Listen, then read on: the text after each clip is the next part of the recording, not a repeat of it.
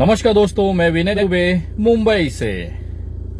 Bharatiya Janata party के प्रति वफादारी दिखाकर उनके लिए जान देने वाले आपको बहुत मिल जाएंगे। लेकिन क्या आपको लगता है ये भारतीय जनता पार्टी आपसे वफादारी करेगी? वफादारी वो शब्द है कि जिस इंसान ने नरेंद्र दामोदर दास मोदी को मुख्यमंत्री बनवाया, प्रधानमंत्री बनवाया, वो लाल कृष्ण आडवाणी का ना हुआ, जिन्होंने नरेंद्र दामोदर दास मोदी को एक कार्यकर्ता से उठा के सीधा मुख्यमंत्री और मुख्यमंत्री से उठा के सीधा प्रधानमंत्री तक पहुंचाया, वो इंसान उनका सगा ना हुआ। तो ये आजकल के जो अंध भक्त हैं वो सोचते हैं मोदी जी उनके लिए सब कुछ कर देंगे। ताजा उदाहरण अगर आप देखिए, जंतर मंतर पर मुसलमानों को काटने की बात की गई। दिल्ली पुलिस अमित शाह जी के अंडर में है, उत्तर प्रदेश सरकार भाजपा के पास है। माननीय योगी जी अपने नेतृत्व के अंदर उत्तर प्रदेश सरकार चला रहे हैं। इन दोनों ही राज्यों में, दिल्ली हो चाहे उत्तर प्रदेश, भारतीय जनता पार्टी स्वामित्व रखती है।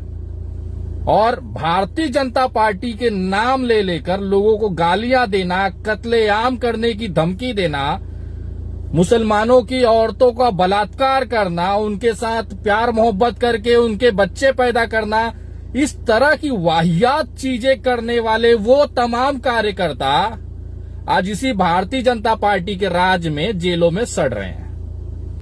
आपने जंतर मंतर पर मुल्ले काटे जाने वाली बातें की, नारे लगाए। आपको लगा था कि ये नरेंद्र मोदी जी की भारतीय जनता पार्टी सरकार हमें बचा लेगी। हम दिन रात इस भारतीय जनता पार्टी को अपनी जान दिए पड़े हैं। तो आज उसी गांड को पेला जा रहा है तबीयत से। जंतर मंतर वाले और तमाम भोसड़ी वाले अभी तक जेल में हैं, किसी की जमानत ना हुई है।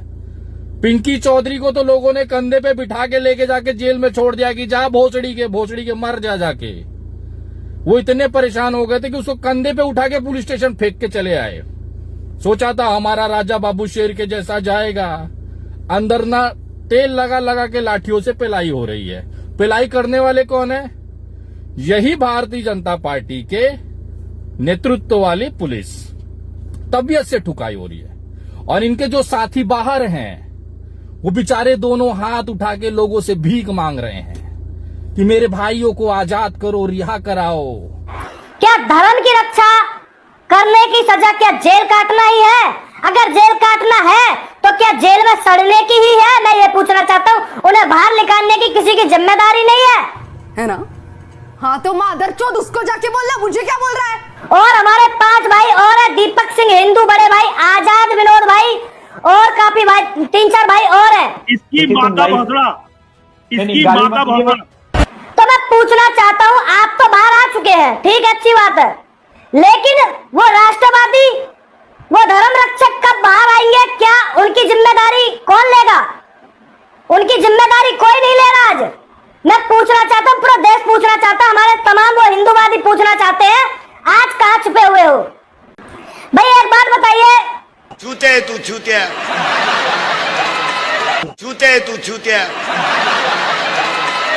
यति नरसिंहानंद सरस्वती महाराज ने भी अब तो ये कह दिया है कि आप एक बार इकट्ठा होने का, कहीं पे धरना देने का प्रोग्राम बनाओ और हम आगे आएंगे। ये यति नरसिंहानंद सरस्वती गुरुजी ने बोल दिया है। उसके बावजूद भी कोई प्रोग्राम कहीं पे भी नहीं बनाया जा रहा है। गजब बेइज्जती है। कहीं पे कोई सुनवाई नहीं की जा रही है। आखिरकार क्या समझे? छूते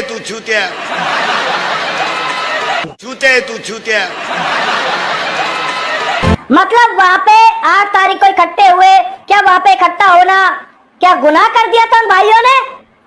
क्या उनका ये दोस्त था कि उन्होंने वो वहाँ पे इकट्ठे हुए, जबकि उन्होंने तो कोई नारे लगाए ही नहीं, नारे वहाँ पे लगाए ही नहीं। मेरे गाल फटी हुई है माता चोद।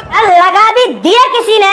मैं कहना चाहता हूँ, तो क्या अश्विनी उपाध्याय जी, ये अधिकार नहीं है क्या? आज 1 महीने से ऊपर हो चुका है, आज 1 महीने से ऊपर हो चुका है, लेकिन अभी तक हमारे वो भाई जेल के अंदर सड़ रहे हैं, वो जेल के अंदर पड़े हैं। आखिरकार कब तक निकालोगे? ये पूछना चाहते हैं, पूरे देश की जनता पूछना चाहती है। जनता को आप मूर्ख समझना बंद कर दीजिए। इस प्रकार की बचकाना बातें किसी के गले नहीं उतरती, लोग मजाक उड़ाते हैं। गजब बेइज्जती है।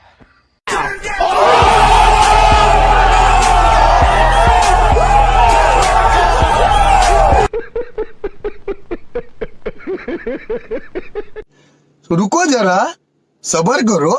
रिहा कराना क्या होता है पता है क्या? विनय दुबे से पूछो।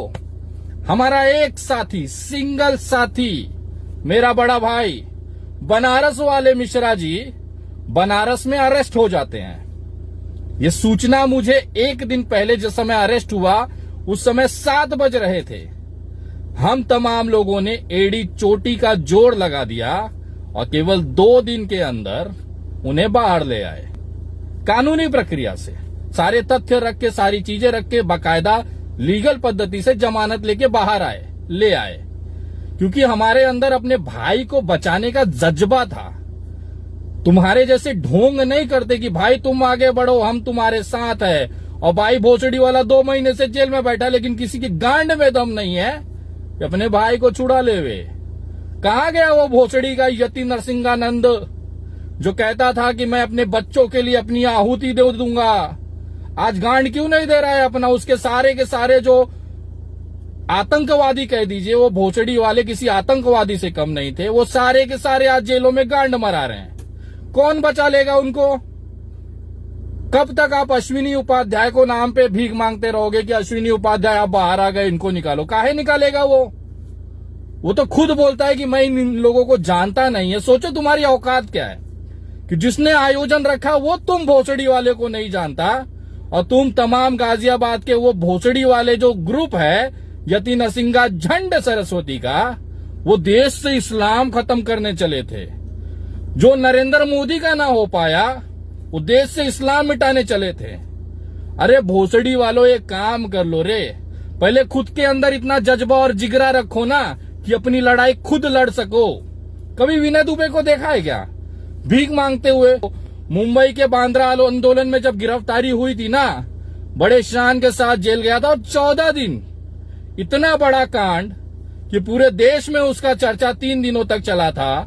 लगातार कितने ही दिनों तक उसकी चर्चाएं चल रही थी सोशल मीडिया पे। 14 दिन में बड़े शान से, कानूनी प्रक्रिया से, संवैधानिक तरीके से अपनी कानूनी लड़ाई लड़कर बाहर आ गया। और बाहर आने के बाद जो ठुकाई चालू की है ना इन भोसड़ी वाले अंडभक्तों की, जो आज तक जारी है। अडानी ने केस किया, कितने केसेस हुए, लेकिन कभी आपने भीख मांगते हुए विनय दुबे को नहीं देखा, क्योंकि विनय दुबे ना जिगरा रखता है अपनी लड़ाई खुद लड़ने के लिए। मैं भोसड़ी के किसी यति नरसिंहानंद झड़सोटी जैसे झाटुओं के दम पे नहीं रहता हूं, जिंदा रहता हूं। मेरा कोई माई बाप नहीं है, कोई गॉड फादर नहीं है।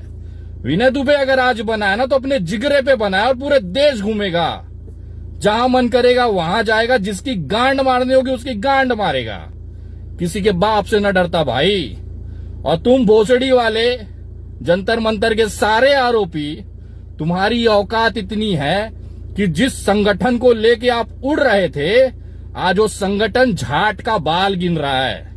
लेकिन तुमको बचाने की उस संगठन की, उन लोगों की, सैकड़ों लोग बोलते ना हमारे पीछे पूरा हिंदुस्तान है, घंटे का हिंदुस्तान है।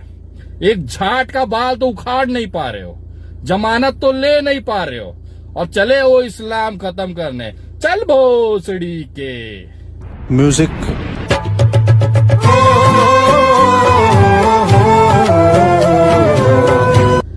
पहले जमानत करा लो, बाहर आना, फिर बताना कि तुम्हारी औकात क्या है। 2 महीने से जेल में सड़ रहे गांडू, और बातें ऐसी कि पूरा देश का जिम्मेदारी इनके कंधों पे है। भोसड़ी के।